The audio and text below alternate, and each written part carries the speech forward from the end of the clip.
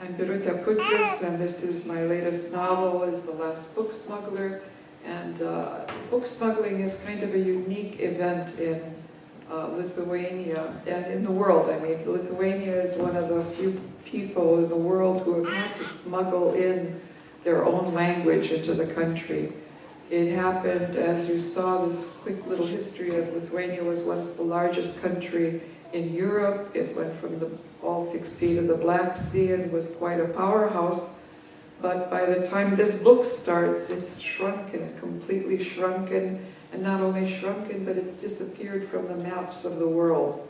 And so in 1795, Lithuania was part of the Lithuanian-Polish Commonwealth, and Russia and Austria had divided bits and pieces of this large Commonwealth, and Lithuania went to Catherine the Great in Russia and remained there for over 100 years. Now, as this book's, one of the things that happened is, of course, Lithuanians rebelled against this, as did the Poles. And the first rebellion, or I don't know if this was the first, but one of the big rebellions was 1831, and there was another rebellion, quite a large rebellion in 1863, that scared the Russians so much that the Tsar sent someone named Muraviev, who was the hangman, they called him, to quell the violence. And so he hung all the rebels and tried to quiet Lithuania. But the Tsar's request of Muraviev was, make Lithuania, make it a Lithuania with nothing Lithuanian in it. And the mandate at that point was to Russify the country as much as possible.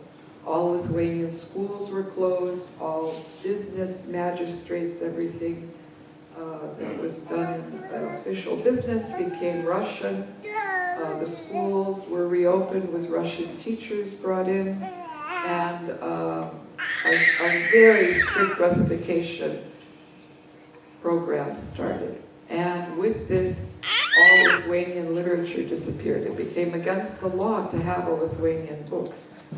And it caused a lot of the intelligentsia to move to Prussia, East Prussia, across the border.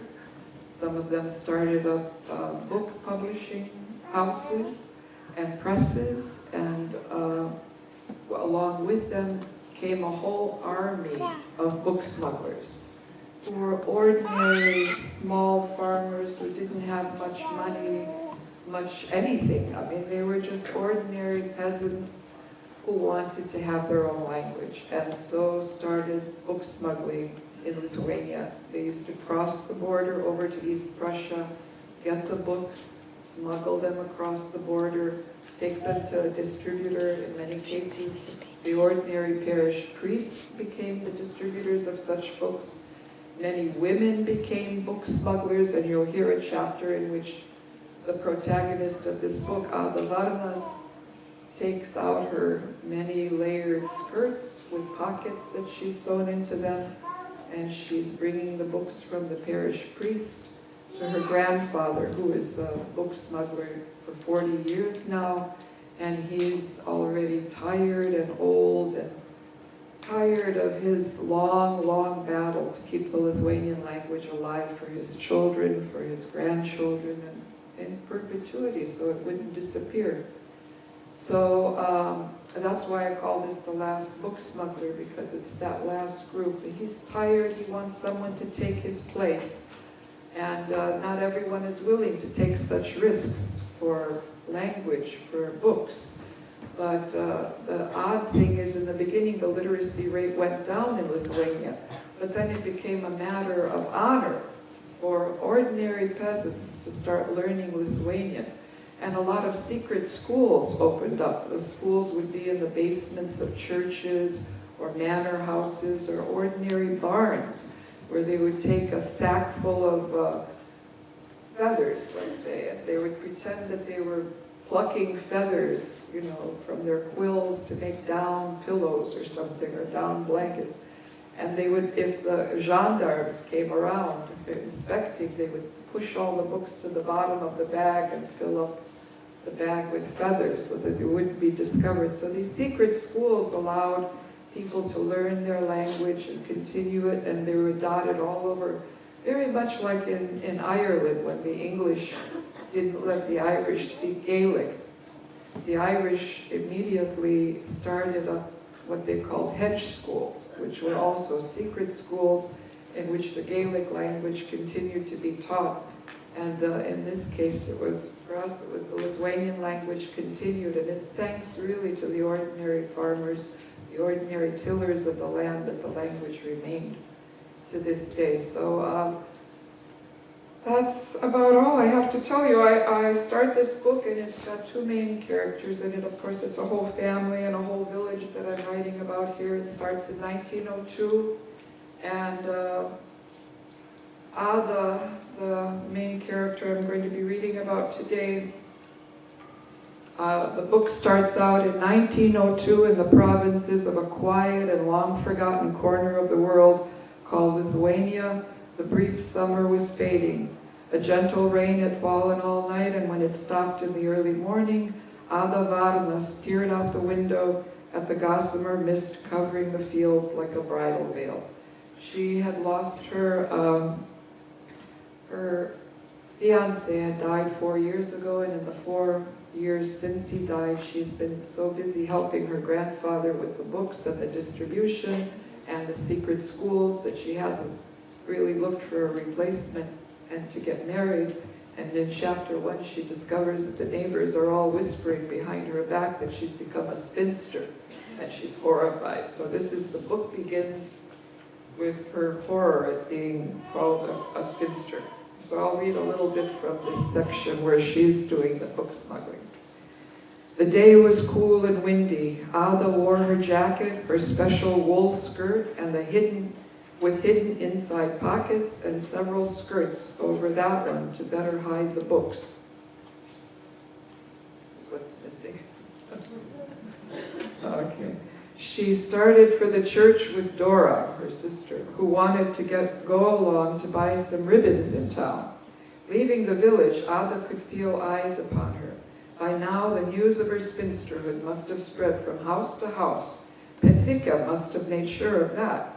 But it seemed like only yesterday they were girls playing and then flirting. Now they were marrying. Perhaps her grandfather was right that she had been too busy helping him with the smuggled books to notice. There was a chill in the air as the sisters walked along the muddy path, their boots sinking slightly with each step. The vivid colors of summer were fading, the leaves changing colors. We won't see the storks again till next spring, said Dora. Nearby they could see Krivena sawing wood while his wife sang a sad and plaintive song in the kitchen. After walking the 2 kilometers to Rodonava, the nearest town, the girls headed for the square lined with Jewish merchant shops. At one end was a tailor, bakery, 2 butchers, and a large synagogue and yeshiva. At the other end stood St. George's Church with its churchyard and rectory. Besides the Lithuanians, Rodonava had a considerable Jewish population, along with a mixture of Poles, Belarusians, and the ever-present Russian soldiers and magistrates. Ada parted with Dora, telling her she'd meet her at Rosenberg's shop after the visit with the priest. When the yellow Baroque church came into view, Ada quickened her step to the rectory that was home to the pastor, Father Jurkus, the latter beloved by all in the neighboring 5 villages. When she opened the iron gate and stopped at the dark rectory window to look in her reflection, she saw her face looking much the same, with long blonde braids and small eyes, and she wondered now what others saw. Something else, something spinsterish, perhaps. When she knocked on the door, Stasia, a thin old maid, housekeeper to the priests, opened it. The woman had turned sour with age, but her face was etched with lines of disappointment at how little life had given her, although she ruled the rectory like a duchess. The many times Ada had seen Stasia, when she came to teach the students of the basement, she had always felt sorry for the woman, but now she seemed like a living cautionary tale. Following the housekeeper inside, Ada greeted the burly priest in his dusty black cassock. "Good day, Father." "Ada, my dear, come in," he urged, ushering her inside his study. The smell of frankincense lingered on the priest's cassock. "It's chilly today, winter's coming, whether we're ready for it or not." She watched him light the fire and wondered how he became a priest. Father Jurkus resembled a robust farmer rather than a holy man. He helped her grandfather distribute the forbidden Lithuanian books that were printed in East Prussia and smuggled across the border. There was a knock at the door and the housekeeper came in with a tray. "That's all, Stasa," said the priest, pouring the tea. When the fire was going, the priest seemed to sense something different in Ada and asked her what was troubling her. She told him about recent events and how her grandfather had relieved her of all her book smuggling duties. "I think I need to find a husband before I'm forced to marry an old man in desperation." Sounds like it might be the theme for today's play. The priest laughed kindly. "Well then, perhaps this is a bit of luck for us." Ada frowned. "You're joking, aren't you? But I don't think it's funny." She shrugged, looking down at her hands. "Ada, you simply haven't found the right man yet," the priest offered reassuringly. "Thank you, Father. I'll continue to help in the school for the time being." After their tea, Ada and the priest climbed the bell tower to the belfry where his smuggled books were hidden. There were prayer books, newspapers, novels, pamphlets. Ada was so excited to go through each new book and curious to read them all. Father Jurkus handed her a book written by a woman named Jamaika, our play, later. "You might enjoy this book." Ada leafed through the pages. "Many smugglers brought their books to me to distribute, but your grandfather made the trip to Tilsit 4 times a year. 2 of the best book smugglers, and they gave some of their books away if they saw people couldn't afford to pay for them. These will go to Grigas, the teacher at Graf Valinskas' manor. The Count paid for our school books, and he also paid for his school, for those at his school. The dreams of opening a Lithuanian school one day. He dreams of opening a Lithuanian school one day." Ada was happy, craving the distraction of new books this winter. Father Jurkus left the room, giving her the privacy to place each book, pamphlet, and newspaper into the many pockets she had sewn on the inside of her skirt. She had to make sure to balance the heavy books so she wouldn't list to one side. When she finished and went out into the hall, telling the priest she was leaving, he cautioned her to keep her wits about her and be careful of the mustaches, as they call the gendarmes, and send my best regards to your grandfather. Her heavy skirt made walking slow and clumsy. Her grandfather had also told her to carry an apron full of apples to divert attention from the bulky skirt. When she opened the creaking door of the church, she blessed herself with holy water and headed toward the other end of the market square to meet Dora at Rosenberg's shop. The square was quiet today compared to market day or Sunday. There were the usual shoppers buying herring and bagels. A group of boys played with a ball near the butcher's shop, while inside the yeshiva, Ada could hear the other boys repeating a lesson in Hebrew. Slowly walking the cobblestones past the Russian school, Ada saw Captain Melenkov coming around the corner, barrel-chested in his belted uniform. Seeing her, he stopped in front of Zimmerman's tavern and caught her eye. "Just a moment," he barked. Ada hesitated, wondering if he was talking to her. Her eyes swept up over his high leather boots, his holstered gun, his belted uniform, all the way up to his curled, waxed mustache. Under his visor cap, his small dark eyes had a small Asiatic look, a slight Asiatic look. Definitely not from her Baltic tribe. No, he was Slavic through and through. His black hair, his eyes that bore into her, the eyes of a conqueror, while she was the conquered, and therefore must be docile and obedient. Her heart beat faster, but she forced her face into a pleasant mask, hiding her fear, knowing that if he saw it, he would want to know why she was afraid and would take her in for questioning. "What's your name?" he barked. "Ada Varmas," she said, speaking slowly to hide her nerves, though her body was humming with tension. The captain nodded deliberately, studying her as if examining her very soul. She knew enough to look down at the cobblestones so as not to give away her apprehension away. Though she had been helping her grandfather with smuggled books for the last 4 years, and had sometimes encountered the gendarmes, she had never before been stopped by them, so his sudden interest unnerved her completely. "What have you got there?" he asked in Russian, pointing to her apron. She froze for a moment, her heart thudding in her chest. Forcing a smile, she faced him. "Apples, sir." A lump of hard fear rose in her throat, and she wanted to swallow it, but dared not. "Would you care for one?" She looked up fleetingly, opening the corners of her crumpled apron, revealing 5 green apples. She could feel the books weighing her down with all of their bulk. The penalty for circulating such books was jail or exile to Siberia. Captain Melenkov refused the apples, but his eyes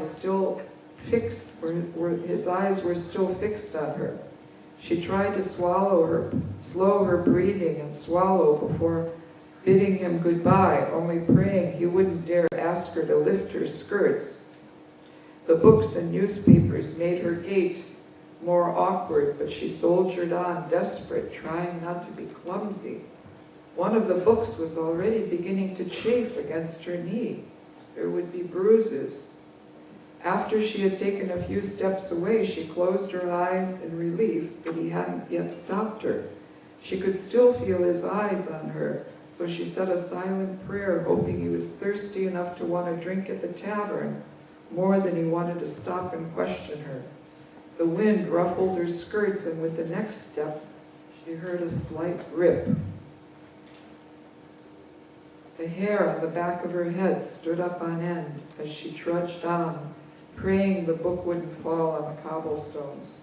When she finally reached Rosenberg's shop, it felt like she had just taken the longest and most perilous journey of her life. Once inside, she let out a tremendous sigh of relief, close to tears.